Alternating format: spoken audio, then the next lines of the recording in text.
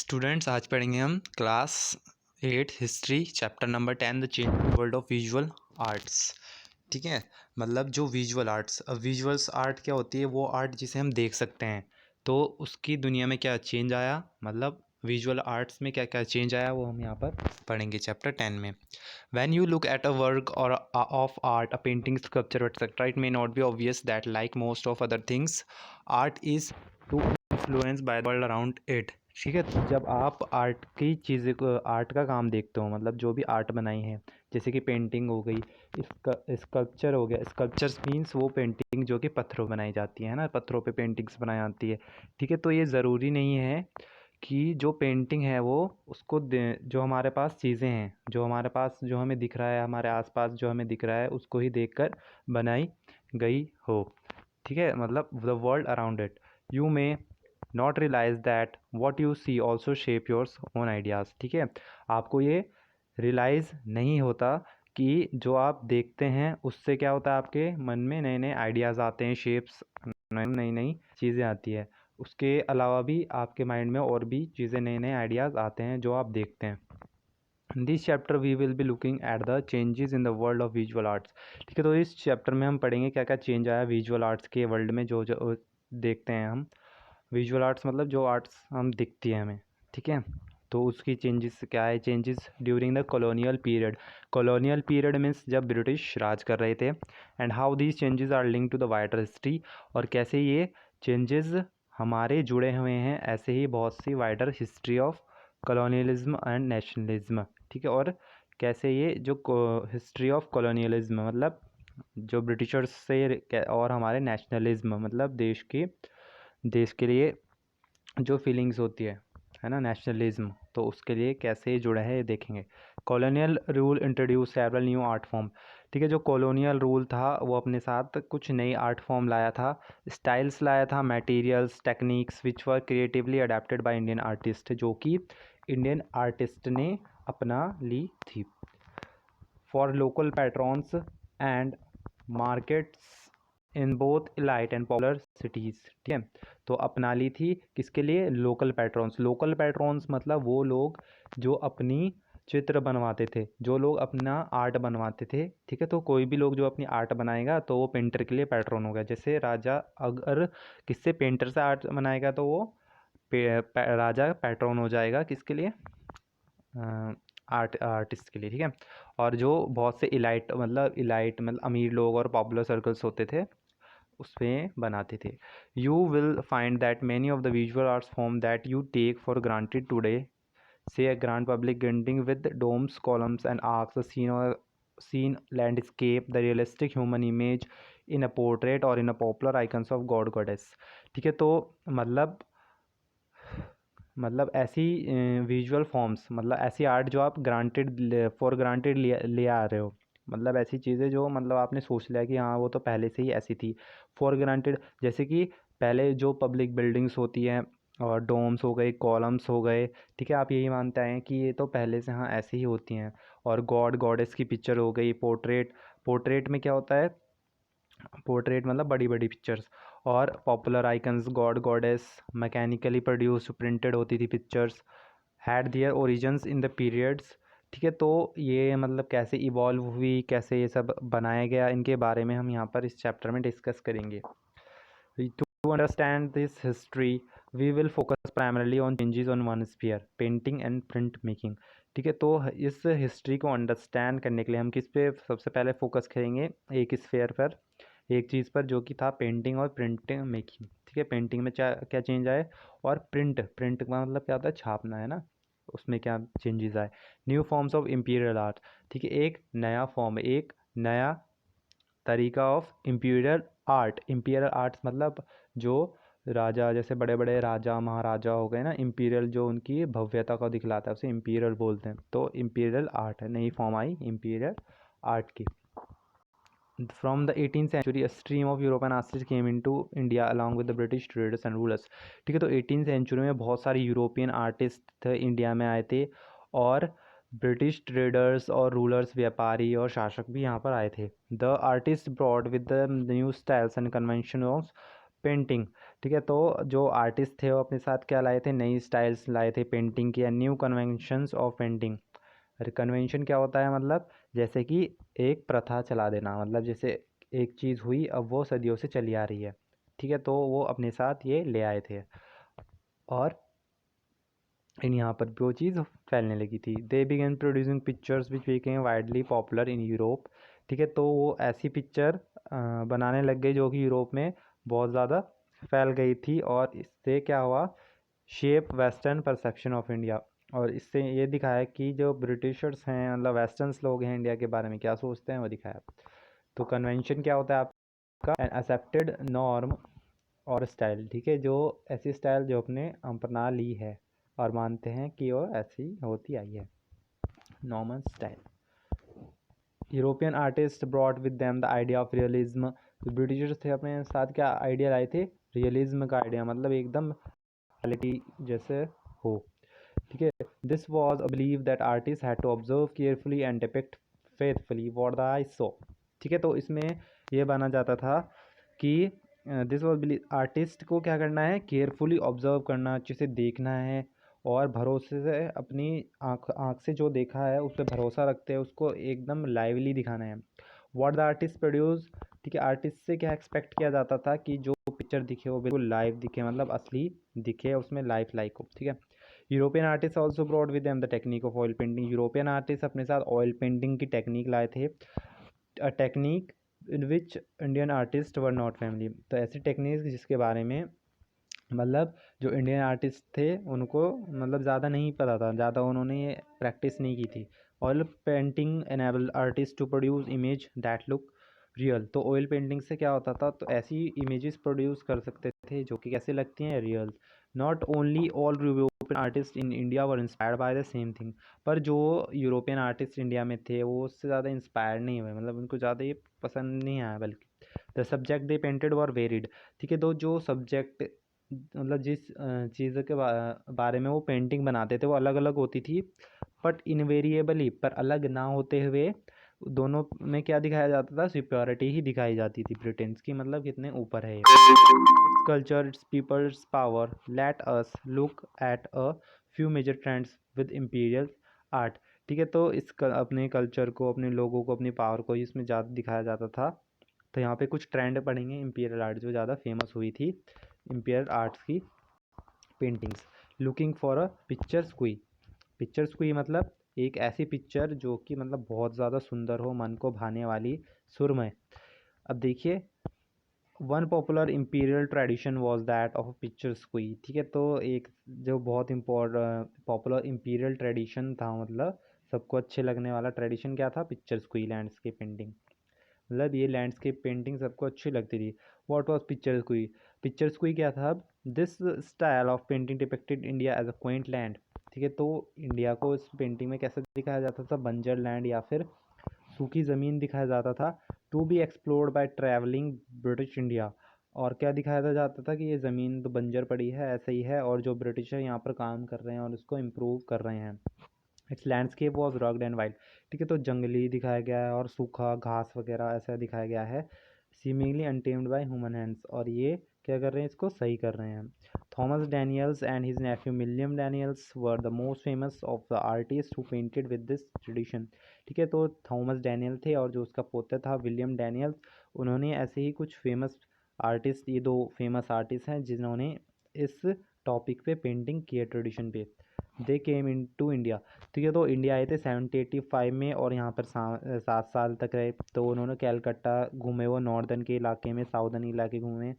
They produce some of the most evacuate pictures कोई। ठीक है, तो उन्होंने ऐसे ही बहुत सारी पिक्चर्स कोई बनाई है, मतलब सुंदर सी चित्र जिसे बोल सकते हैं आप, लैंडस्केप, जिसमें कि क्या दिखाया गया है, जो जो ब्रिटिशर्स ने नई टेरिटरी, नए राज्यों पर राज किया था इंडिया के, उसमें ये दिखाया गया है। तो वहाँ पर बहुत सारी ऑयल्स पेंटिंग है कैनवस पर। कैनवस एक आपके जैसे आपकी शीट होती है पेपर की, वैसे एक होता है। ठीक है, एक पेपर होता है। Exhibited to select audience in Britains and their albums of. ठीक है, तो ये क्या करते थे, कैनवस पे बनाते थे पिक्चर्स, जो ऑयल पेंटिंग है टेरिटरीज की है, अपनी जीत की पेंटिंग्स, और जो कुछ सेलेक्टेड मतलब कुछ चुने गिने चुने जो अपने लोग होते थे उन्हें दिखाते थे। and of engraving were eagerly bought up by British public keen to know about Britain empire. ठीक है, तो अब देखिए क्या होता है आपका इंग्रेविंग क्या होती है, एक ऐसी पिक्चर जो कि पेपर पे प्रिंटेड की गई हो, किससे, जिसमें मतलब कटिंग्स वगैरह, जैसे आपकी कटिंग्स वगैरह होती है ना, मतलब कटिंग्स चिपका दी और वुड से कुछ बना के वहाँ पे चिपका दिया। तो एंग्रेविंग्स आपका ऐसा ही मिक्स करके जो पिक्चर्स बनाई गई है पेपर को और वुड की हेल्प लेके, उसे एंग्रेविंग बोलते हैं। तो ब्रिटेन्स की एंग्रेविंग, जो ब्रिटिश की प्रजा थी वो भी एंग्रेविंग को देखने के लिए क्या होती थी, बहुत उत्सुक होती थी, और ये जानने के लिए ब्रिटेन एम्पायर के बारे में। फिगर 2 में देखिए टिपिकली क्या दिखाया है, ये आपका फिगर 2, इसमें देखिए कैसे जो दिखाई गई है यहाँ पर, है ना, ज़मीन जो है, पिछले बिल्डिंग्स दिखाई गई हैं जो कि अब बर्बाद हो चुकी हैं। तो ये क्या है, ruins on the banks of Ganges of at Ghazipur painted, ठीक है, थॉमस डैनियल ने ऑयल पेंटिंग बनाई है 1791 में। तो उसमें ये दिखाया गया है कि जो बैंक्स थे, जो बिल्डिंग्स थी वो कैसे तबाह हो गई हैं, और ये गंगा के किनारे ये दिखाया गया है आपको। ठीक है, अब यहाँ पे देखिए पिक्चर्स 2 इज़ अ टिपिकल। ठीक है, तो ये टिपिकल एग्जाम्पल है पिक्चर्स को, लैंडस्केप का, मतलब बहुत अच्छी ये पेंटिंग है, ये डैनियल्स ने बनाई थी। तो उसमें ये दिखाया गया आपको रून्स, मतलब कैसे बर्बाद हो चुकी है जो लोकल बिल्डिंग्स थी वहाँ की, जो कि कभी बड़ी थी। The buildings are reminders of past glory. ठीक है, तो बिल्डिंग किसका एग्जाम्पल है, पास्ट ग्लोरी का, मतलब जो पास्ट में जो बहुत सी उनकी ग्लोरी मीन्स चमक धमक, मतलब एक उनका नाम था glory. Remains of the ancient civilisation that was now in ruin. ठीक है, और जो एंशंट सिविलाइजेशन थी, मतलब जो पुरानी सभ्यता थी, उसका क्या बच गया है, सिर्फ अब कुछ ही हिस्सा बच गया है और बाकी सब बर्बाद हो गया है, ये दिखाया गया है। It was as if this decaying civilisation would change and modernise only through, और इसी में मतलब ये दिखाया गया है कि मतलब ये बोलते थे ब्रिटिशर्स कि हम अगर हम नहीं सिविलाइज़ करेंगे, मतलब चेंज नहीं लाएंगे, तो ये मॉडर्नाइज नहीं होगा इंडिया। तो और हम इसे ब्रिटिश गवर्नमेंट से अपने लोगों को बताते थे कि हम इसे गवर्नाइज कर रहे हैं। अब देखिए the image of British India, British rule bringing modern civilisation to India. ठीक है, तो अब इस इमेज में क्या दिखाया गया है, this image of British rule bringing, मतलब इसमें दिखाया गया ब्रिटिश जो है मॉडर्नाइजेशन लेके आ रहे हैं यहाँ पर सिविलाइजेशन में इंडिया की, इस पाउल और कैलकाटा में लेट 18 सेंचुरी में, और ये डैनियल्स ने बनाई थी, डैनियल दी इन दिस। तो इस ड्राइंग्स में ये दिखाया गया है कि नया कलकत्ता बनाया जा रहा है, बड़ी बड़ी avenues buildings, European styles buildings बनाई जा रही है, और नए नए तरीके ट्रांसपोर्ट के लाए जा रहे हैं। देयर इज़ लाइफ, और मतलब यहाँ पे ज़िंदगी है, रोड पर एक्टिविटी दिखाई गई है, अलग अलग ड्रामा, मतलब there is a drama and excitement है लोगों में। Look carefully. ठीक है, फिगर 2 और 3 को केयरफुली देखिए, तो इसमें आपको क्या दिखाया देखने को मिलेगा कि डैनियल ने क्या दिखाया गया है, कंपैरिजन क्या है कि कैसे ट्रेडिशनल इंडिया है और कैसे ब्रिटिशर्स की रूल है, that of life under British rule. ठीक है, मतलब जैसे कि ट्रेडिशनल इंडिया कैसे दिखाया गया आपको, मतलब बंजर ऐसे दिखाया गया है, मतलब ना ज़्यादा डेवलपमेंट हुआ है, और इसमें क्या दिखाया गया है कि ब्रिटिशर्स के रूल में क्या हो रहा है, वहाँ पर डेवलपमेंट हो रहा है। तो फिगर 2 में रिप्रेजेंट किया गया है ट्रेडिशनल लाइफ, मतलब गांव की लाइफ, मतलब जो उनके मतलब गांव का इलाका दिखाया गया है। Pre modern changes as motionless typified by figures. ठीक है, इसमें काउस दिखाई गई है, बोट्स दिखाई गई है, और नदियों पे बेच रहे हैं सामान। और फिगर 3 में मॉडर्नाइजेशन दिखाया गया है ब्रिटिश रूल का। पोर्ट्रेट्स, तो ये देखिए फिगर 3 एक क्लाइव ने बनाई है, तो एक कैलकाटा की फ़ोटो है, क्लाइव स्ट्रीट कैलकाटा में। तो अब ये है पोर्ट्रेट्स ऑफ अथॉरिटी। पोर्ट्रेट्स क्या होते हैं, आपकी बड़ी बड़ी पिक्चर्स होती है जो कि स्पेसिफिक किसी एक चीज़ के ऊपर फोकस करती है और उसको दिखाती है। ठीक है, तो पोर्ट्रेट्स ऑफ अथॉरिटी मीन्स आपका पावर को जो रिप्रेजेंट करती है। तो अनदर दूसरा ट्रेडिशन था आर्ट का, ठीक है, वो बहुत ज़्यादा पॉपुलर हुआ था जब कॉलोनियल इंडिया में, मतलब जब ब्रिटिशर्स राज कर रहे थे, वॉज पोर्ट्रेट पेंटिंग। वो क्या था, पोर्ट्रेट पेंटिंग, मतलब ऐसी पेंटिंग जो कि क्या दिखाती है, किसी स्पेसिफिक चीज़ को, उसकी पावर को रिप्रेजेंट करते हैं। Rich and powerful both British and Indian wanted to see themselves on canvas. ठीक है, जो अमीर अमीर ब्रिटिश थे, इंडियंस थे, वो क्या चाहते थे कि हमारी मतलब सब जाने हमको क्या हो, हमारी बड़ी बड़ी पेंटिंग्स बनाई जाए कैनवस पर। Unlike the existence Indian tradition of painting portraits in miniature. ठीक है, तो इंडियन ट्रेडिशन में जो पेंटिंग की जाती थी उसमें पोर्ट्रेट्स जो बनाए जाते थे वो छोटे बनाए जाते थे, और जो कॉलोनियल पोर्ट्रेट्स थे वो क्या थे, लाइफ साइज, मतलब बहुत बड़े थे, और एक्चुअली जो रियल इमेज की साइज़ होती है वैसे ही साइज़ के वो बनाते थे। ठीक है, the size of the painting itself projected the importance of patrons. ठीक है, जो पेंटिंग का साइज था वो क्या रिप्रेजेंट करता था, इम्पोर्टेंस दिखाता था पैट्रॉन्स की। पैट्रॉन्स मतलब जो अपनी पेंटर से फ़ोटो बनाते हैं, तो उनकी इम्पोर्टेंस को वो शो करता था, साइज़ जो बनाते थे पेंटिंग का। तो the new styles of portraiture also serve as a ideal means of displaying the lavish. ठीक है, तो ये जो नया तरीका था पोर्ट्रेट का शो करने का, इसे पोर्ट्रेचर बोलते थे। तो इसमें लैविश मतलब जो कितनी रईस ज़िंदगी है और कितना पैसा है, क्या स्टेटस है। ठीक है, तो ये दिखाया जाता था एम्पायर जनरेटर। ठीक है, तो portraiture the art of making portrait और पिक्चर ऑफ पर्सन, किसी भी इंसान की फ़ोटो जिसमें उसका फेस दिखाया गया है, उसका एक्सप्रेशन दिखाए गए हैं, और प्रोमिनेंट क्या है, इस प्रोमिनेंट मतलब सब पे दिखाते हैं।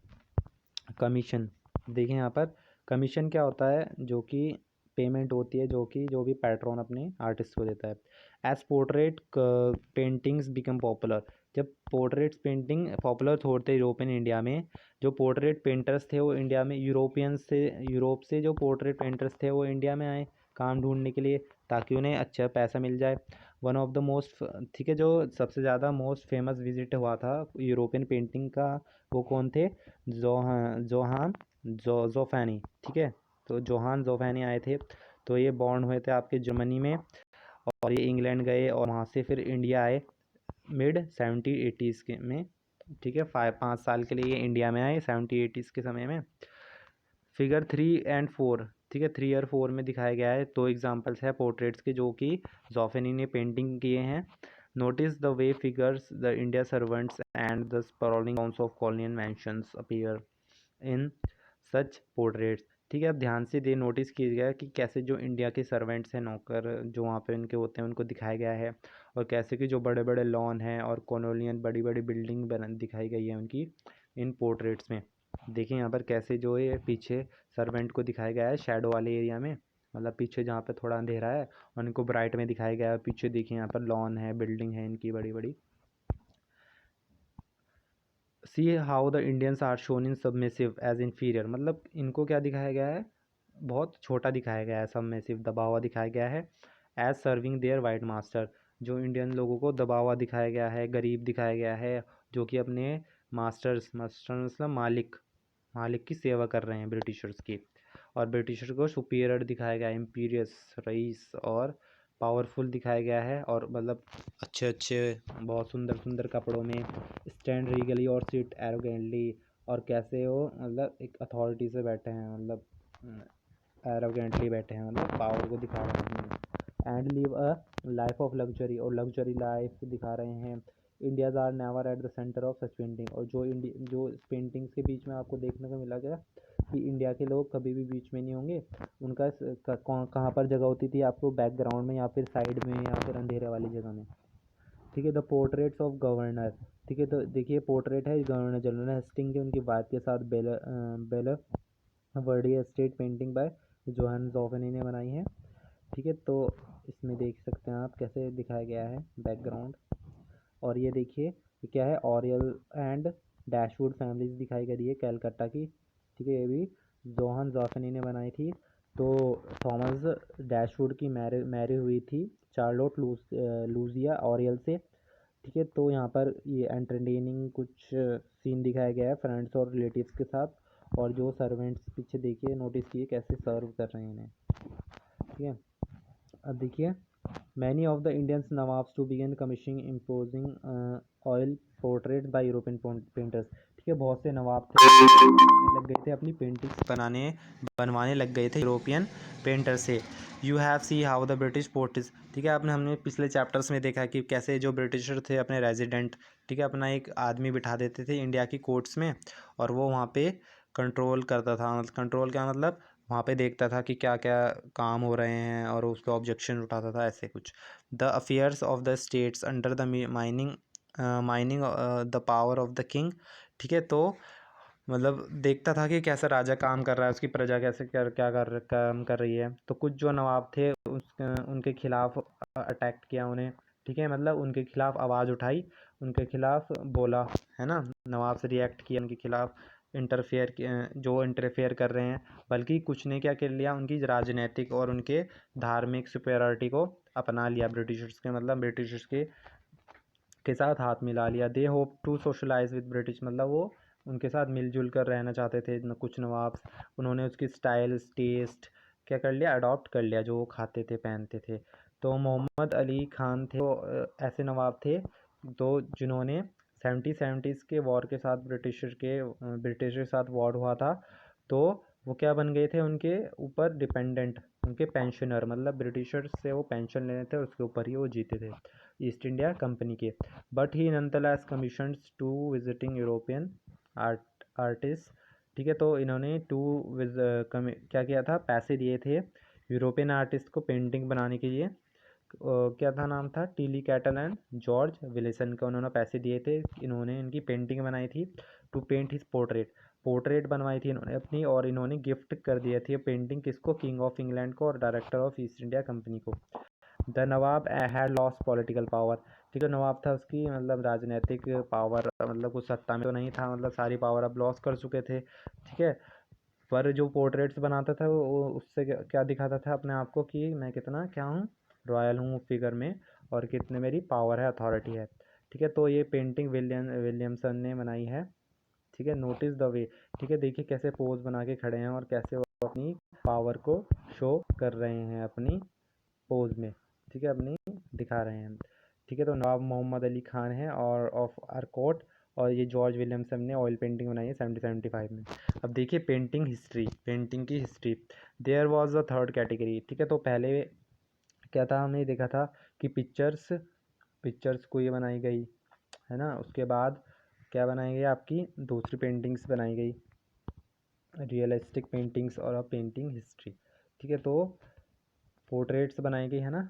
तो पहले क्या बनाया गया, पिक्चर्स को ही, पोर्ट्रेट्स, और अब ये पेंटिंग हिस्ट्री। तो पेंटिंग हिस्ट्री क्या, थर्ड कैटेगरी, इसको क्या बोलते हैं, हिस्ट्री पेंटिंग क्या थी, this tradition sought to dramatise and recreate various episodes of British imperial, ठीक है। तो ये जो ट्रेडिशन था, ठीक है, इसमें क्या दिखाया गया है, ब्रिटिशर्स के पिछले जो एपिसोड हुए हैं, मतलब जो जो उनके साथ हुआ है ब्रिटिशर, और अच्छी अच्छी जो चीज़ें हुई हैं हिस्ट्री और उनकी, और जो जो उन्होंने ऐशो आराम अपने इंजॉय किए हैं, तो उस पीरियड में लेट 18 और 19 सेंचुरी में ये उसमें दिखाए गए हैं।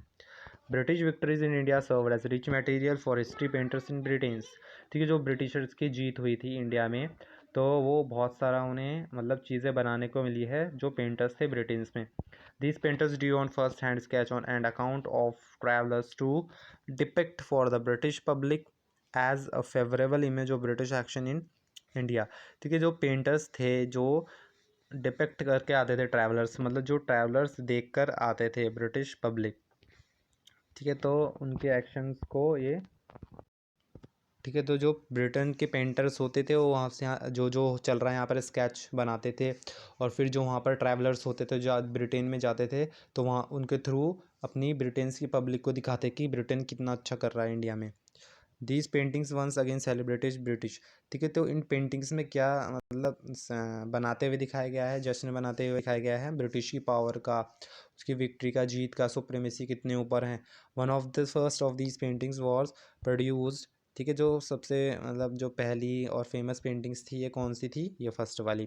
इसमें जो है लॉर्ड क्लाइव किससे मिल रहे हैं, मीर जाफ़र से मिल रहे हैं, जो कि नवाब बने थे मुर्शिदाबाद के प्लाजी की जंग के बाद। और ये पेंटेड किया था फ्रांसिस हेमैन ने, ऑयल पेंटिंग की गई है 1762 में, ठीक है। तो 1762 में तो इसमें क्या दिखाया गया है, place on public display, public display में दिखाया गया था ये वैक्सॉल गार्डन में लंदन में लोगों को दिखाया गया था ये।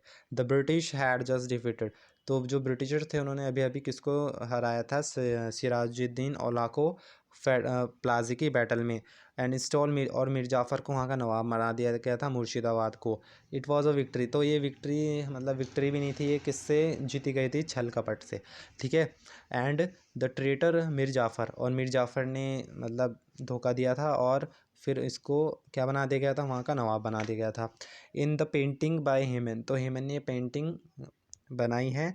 This act of aggression and conquest is not depicted, ठीक है। तो इसमें एग्रेशन नहीं दिखाया गया है, मतलब ना लड़ाई दंगे दिखाया गया है, इसमें वेलकम करते हुए दिखाया जा रहा है मीर जाफ़र्स लॉर्ड क्लाइव की जो ट्रूप्स हैं सेना का क्या कर रहा है, स्वागत कर रहा है बैटल ऑफ प्लासी के बाद। अब देखिए यहाँ पर फिगर 8 में देखिए, storming of Seringapatam made by Robert Ker Porter, ठीक है। तो रॉबर्ट केयर पोर्टर्स ने बनाई है पैनोरमा इन ऑयल, ठीक है। इस पेंटिंग का क्या टाइप है, पैनोरमा ऑयल 1800 में। स्टॉर्मिंग ऑफ मतलब बवंडर आ गया, किसमें, तूफान आ गया श्रीरंगापट्टनम में। The celebration of British military Triumph can be seen in the many paintings of the battle of Srirangapatnam, ठीक है। तो जो सेलिब्रेशन है मतलब जश्न बनाया दिखाया जा रहा है ब्रिटिश मिलिट्री का की जीत का, ठीक है। तो वो कहाँ पर देखा जा सकता है, बहुत सी पेंटिंग में, बैटल ऑफ श्रीरंगापट्टनम की पेंटिंग्स में, और जिसको जिसको अब श्रीरंगापट्टनम बोलते हैं। तो टीपू सुल्तान जो थे मैसूर के, जो कि आप जानते हैं, ठीक है, वो उनके सबसे ताकतवर दुश्मनों से एक थे, तो वो फाइनली हार गए थे 1799 में। फेमस बैटल तो हुई थी श्रीरंगापट्टनम में, ठीक है। तो इसमें आप नोटिस कीजिए कैसे कि सीन को दिखाया जा रहा है, जो ब्रिटिश ट्रूप्स है इन्होंने चारों तरफ से जो है किले के को घेर लिया है, किले पर चढ़ रहे हैं और ब्रिटिश का झंडा लगा लगा रहे हैं और तोड़ फोड़ कर रहे हैं टीपू की किले का। और जो ये पेंटिंग है इसमें पूरे एक्शन और एनर्जी दिखाया गया है। तो इस पेंटिंग में ये इवेंट क्या कर रहा है, दिखा रहा है कि ब्रिटिश की जीत को दिखा रहा है। Imperial history painting sought to create, ठीक है। तो इम्पीरियल जो पेंटिंग्स थी वो क्या दिखाती थी, एक पब्लिक मेमोरी दिखाती थी, पब्लिक के लिए एक मेमोरी मतलब बना देती थी इम्पीरियल ट्रायम्फ्स की, मतलब जो इनकी ब्रिटिशर्स की जो जीत हुई हैं। विक्ट्रीज हैड, जो विक्ट्रीज थी वो दोनों को याद रखनी थी, जो लोग इंडिया के थे और जो लोग ब्रिटिशर्स के थे, तो ये दोनों को दिखाना चाहते थे। इंडिया को इसलिए दिखाना चाहते थे कि देखो कि तुम क्या हो, हमसे नहीं जीत सकते, तुम हमसे हारोगे ही। और ब्रिटिशर्स को इसलिए दिखाते थे कि देखो हम जीत गए हैं और आगे भी हम जीत सकते हैं, और हम क्या हैं, इनविंसिबल हैं और सबसे ज़्यादा पावरफुल हैं, हमसे कोई नहीं जीत सकता। अब फिगर 9 में देखिए, इसमें टीपू सुल्तान की बॉडी के साथ जो जनरल सर डेविड हैं बेड, उनकी फ़ोटो दिखाई गई है 4 मई को। ये भी पेंटेड ऑयल पेंटिंग है 1879 में। तो ये 4 मई 1799 को बनाई गई थी। तो इसमें देखिए जनरल हैं और कैसे जो टीपू सुल्तान हैं नीचे पड़े हैं यहाँ पर, और जनरल कैसे खड़े हैं मतलब अथॉरिटी में, है ना। तो अब ये देखिए, तो जनरल बेड को देखिए कैसे खड़े हैं, ठीक है। तो इन्होंने अपनी आर्मी के साथ टीपू सुल्तान के ऊपर ढाबा बोल दिया था, जो इनकी प्रजा थी। तो इसमें जीत बीच में खड़े जीत को दिख दर्शा रहा है। द लैंटर्न लाइट्स, ठीक है, इनके ऊपर जो दिए की लाइट्स पड़ रही हैं, और इसको सबको मतलब ये मेन फोकस बन रहा है, पेंटिंग ही बन रहे हैं। तो और जो सुल्तान हैं वो कहाँ पड़े हैं, नीचे पड़े हैं मिट्टी में, और वो डार्कनेस में दिखाए गए हैं, उनकी फोर्स डिफीट हो गई है, ठीक है। उनके कपड़े भी उतार दिए गए हैं, ठीक है, सब कुछ। और इसमें क्या अनाउंस हो रहा है, the fate of those who dared to oppose, मतलब इसमें ये दिखाया जा रहा है जो ब्रिटिशर्स के साथ पंगा लेता है उनका यही हाल होता है, ठीक है। तो अब what happen to the court artist, तो ये पढ़ेंगे हम स्टूडेंट्स आपका पार्ट सेकंड में।